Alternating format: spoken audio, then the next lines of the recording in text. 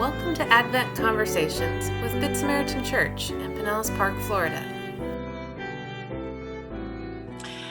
Well, again, thank you for being with us, Jean and Lou. And today we are talking about perhaps one of the most revered women of all time, at least in Christianity, revered around the world. Tell me about Mary. Who is she? Well, tells us in Luke, I'm going from Luke, that she was a virgin, which kind of emphasizes her youth. Most people, I think today, think she was a teen, maybe 12, 13, 14. You could be betrothed at age 12, and she was betrothed or engaged to Joseph, who was of David's lineage. And to me, what was really important, I guess, is that she was from a very devout family. The apocryphal Gospels, Gospel of James, says she's the daughter of Saint Anne and Saint, I don't know, is it Joachim? But she was a cousin of Elizabeth, who we meet in the Gospel of Luke, who was a descendant of Aaron, we're told. So Aaron was Moses's older brother and the first priest of Israel. So I think you're given that sense from the very beginning of the deep, deep faith of this girl and of her family. Elizabeth and Zechariah, Elizabeth, her cousin, were upright in the sight of God. And we know later on other things she does, that she was very obedient to the law, going to Jerusalem when it was time to go for festivals and so forth. Yeah. On the other hand, from the book of Matthew, which I'm focused on, we know almost nothing about Mary. We do know she's Elizabeth's cousin. She's related to Zechariah and Elizabeth, but the only mention is that they had been engaged, Joseph and Mary, and it's all about Joseph, really. Very little about Mary.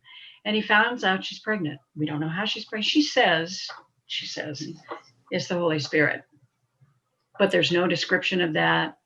Her words are not recorded.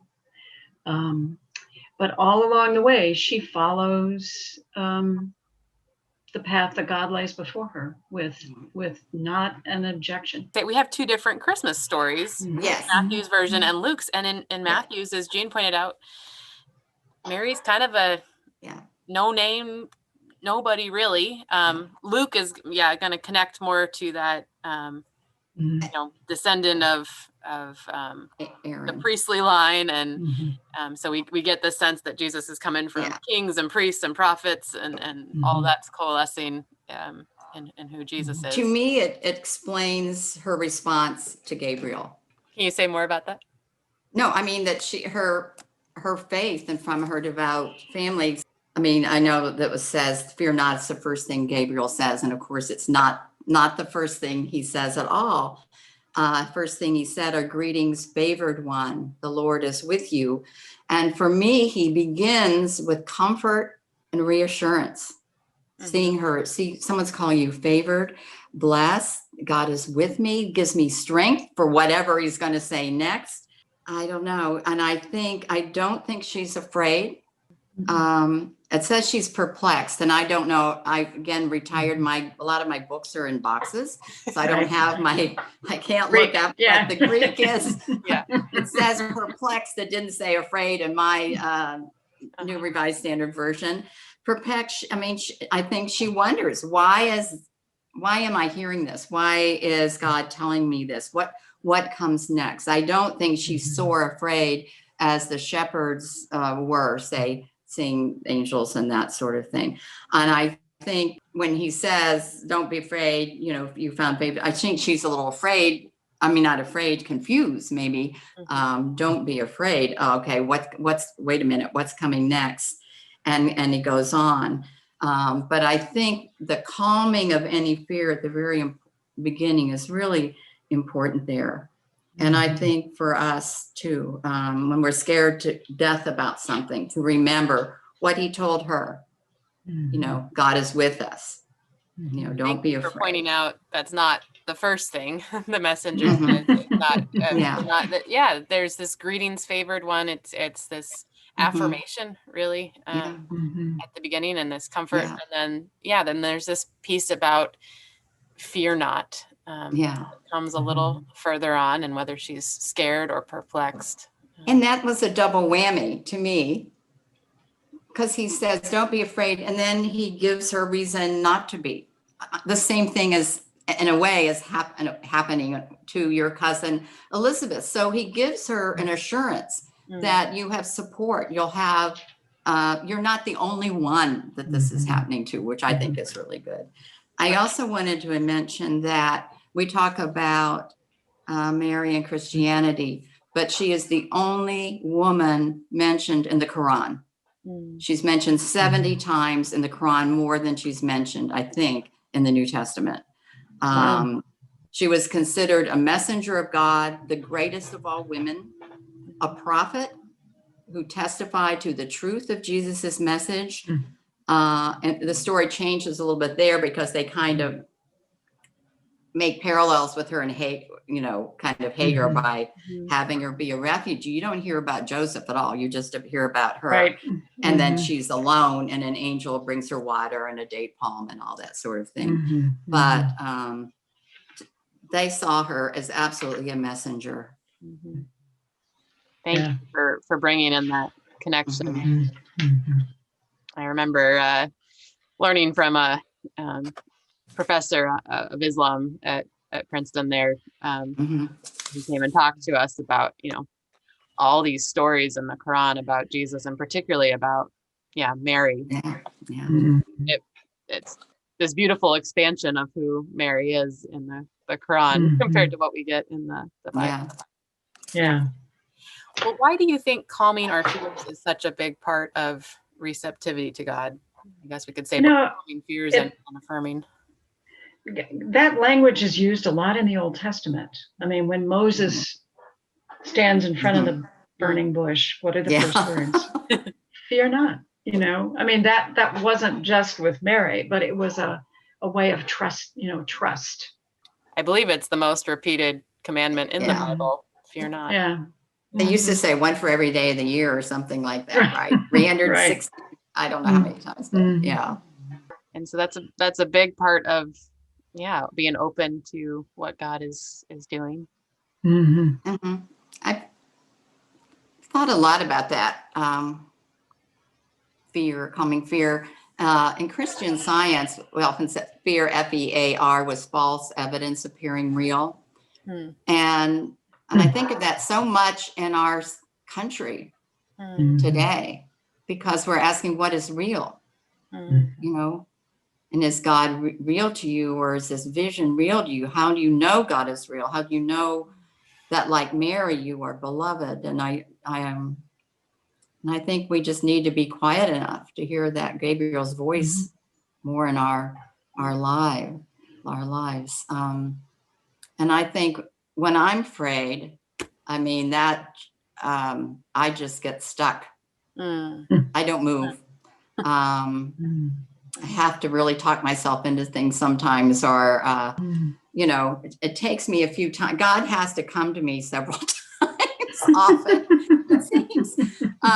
Whether walking the Camino, well, this movie started, but then seeing that magazine and then someone telling us, and then the meeting being right near us in Florida, and all at once, okay, God, I get it. Sometimes I'm like that, but and sometimes it just has to be the guts to jump off. I think of being with Ed Good Sam when we were at the Presbyterian camp, on the zip line. I don't like heights, and I stood at the top there. Come on. I stood at that top so long, I can't tell you.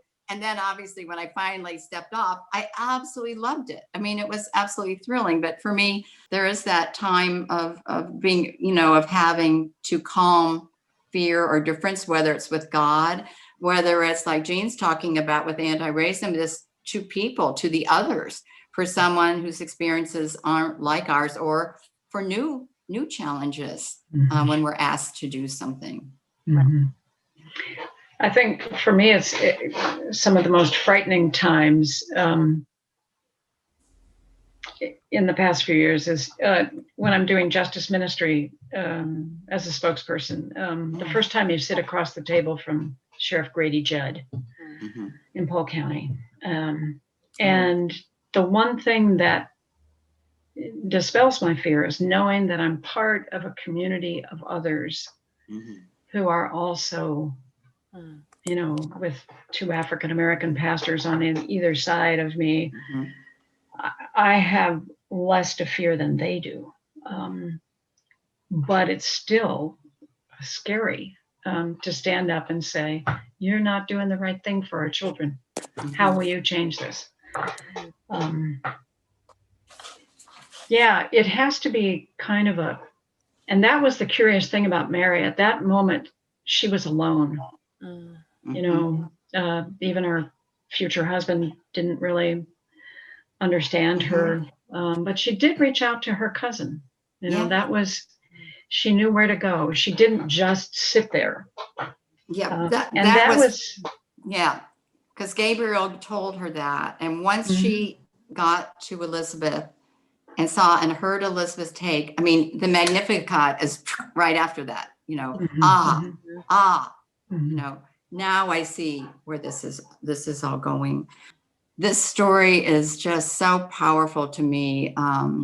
After being representing the church in Mexico, in San Cristobal, one of the things we did was go to a women's center where they could get contraceptives. There were also abortions. They were also helping women just that were out of their homes or had nowhere to go. And they had a huge poster on the wall there of Mary and Gabriel, and said, even Mary had a choice. Even Mary had a choice. And I've never forgotten that. Yeah. And I would like to publicize it every time there's an election or something. Of course, yeah. Talking about, Well, you have moved us really beautifully into that question. I have to admit that the story of Mary's conception has always made me a little bit uncomfortable. You can kind of tell that it's written by a man. It sounds an awful lot like, you know, what we hear about these days called rape culture, and kind of veiled in the question, how can this happen since I am a virgin? Seems to be this other question. Do I have a choice in this? Here's this messenger saying you're going to bear the child of God. And do I have a choice? And the messenger's response leaves kind of a lot to be desired. Well, God always gets God's way, and the Spirit will come and overshadow you. And it sounds an awful lot like, no, you know, God's just going to force God's self on you. But then almost defiantly, even though she wasn't asked, Mary offers her consent. So yeah, let's talk about the significance of Mary's consent in the story and whether she has choice and all of that. I don't think I can answer that question without going back to another piece of scripture and thinking about the women that the Gospel of Matthew talks about who were ancestors of Jesus. And there are stories of 4 women who all sexually broke barriers or put themselves in places where they were vulnerable. And they did it because it was to further God's will. Now, we don't know. I mean, and so at least at this point, she follows in their footsteps in a theological sense. However, whether she assented early on or not, she found herself in this place where she was bearing this Christ child. And she assents, you know, and in Matthew, there's no dialogue about that, but she does follow. I mean, she welcomes the Gentiles, the wise men. She gets on a donkey and escapes to Egypt when Herod is threatening the lives of all the other children. And you don't do that unless you have choice, you know, unless you make the choice, even though it's a hard choice, like Ruth, you know. Yeah, I think when there's a power difference and you're asked to do something, if the relationship is one of respect and trust, I do feel like I would have the freedom and the power to say no. You know, do I trust God here? In her case, do I trust my hearing God's leading? Do I believe God will be with me through this? And I think I absolutely think she had a choice. I absolutely believe we have a choice. Obviously I did or didn't, because it took me a long time. I went to seminary when I was 52. So sometimes maybe you can put things off for a while. But I think if Mary hadn't consented, I think she would have been happy with Elizabeth's pregnancy, married Joseph, hoped someday to have a child, and probably might have always wondered about the one she didn't choose to have. I think maybe as someone who's had an abortion or lost a child in miscarriage, you do still think of what could have been. But knowing maybe that she did the right thing for that time, but still wondering. And maybe, if she'd said no, we would have seen her in the scripture somewhere else. That's my imagination. Maybe she's later on the woman with the issue of blood that finally touches the hem of Jesus's garment, or the one that came with her own child, demanding that it be healed and taken care of and not just be thrown like the dogs, little tidbits. I just think it's a beautiful story, and it really empowers me looking at Mary. Yeah, and you bring up a really good point. Psychologists often tell us when there's this power differential between two people, true consent is nearly impossible. And clearly there's this major power differential between God and Mary. And yet she offers her consent. And to me, the significance of Mary's consent is that there's always been this weird paradox to the journey of faith in the Christian tradition, that God is fully in control, and God's got this plan and knows where we're going. And at the same time, we've got some choice, and it's always been kind of this beautiful dance, between our choice and God's plan. I was reading a little article about her name, and there are two different interpretations. One of them would be Mara, which was Naomi's, at her lowest point, which would be bitterness. Yes, bitterness. And the other would be Miriam, which would be rebellion. Someone who goes against the grain. I sort of go with the Miriam side, but that's sort of my nature. Right. Well, I think when we talk about having that power of choice, we have to acknowledge how horrific it can be with the different balance of power. And yet, a master demanding sex from a female slave.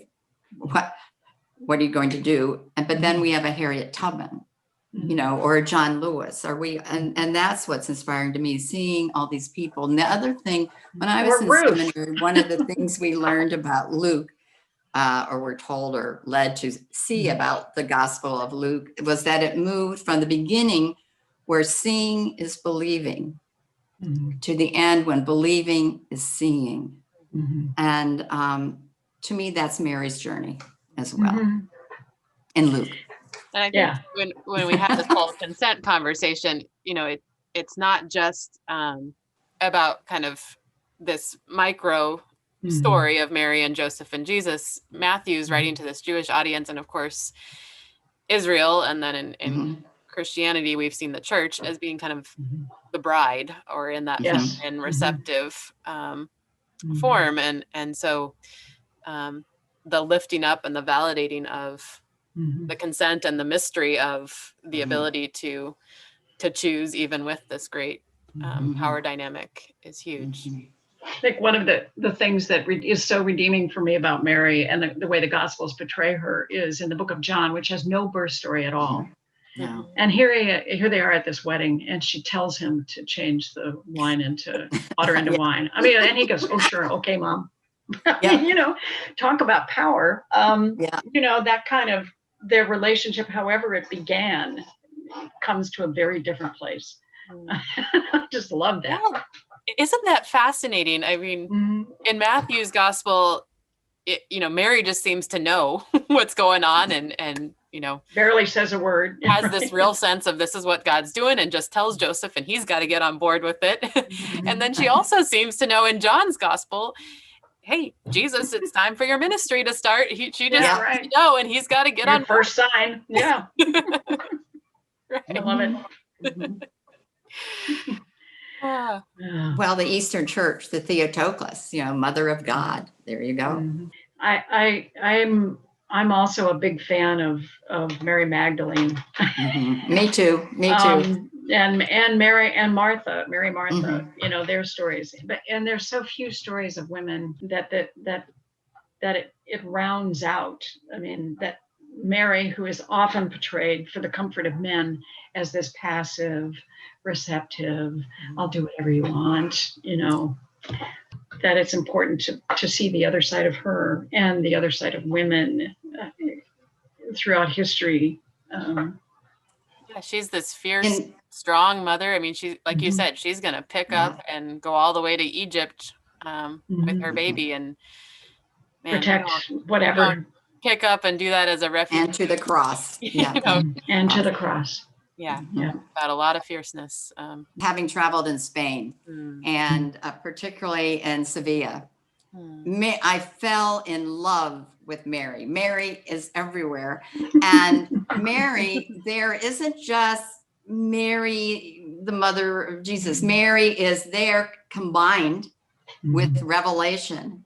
The woman with the clothed with the stars and the one who goes against the dragon and so forth. And I don't know, it was just so empowering to see how that particular culture again wrapped up another story to the one we're familiar with, to combine them. That's so great to see. Yeah, here. Thank you. Thanks for sharing that. Well, I really appreciate both of you having this deep, rich conversation about Mary. Thank you for joining us for Advent Conversations as we continue on the journey of this season.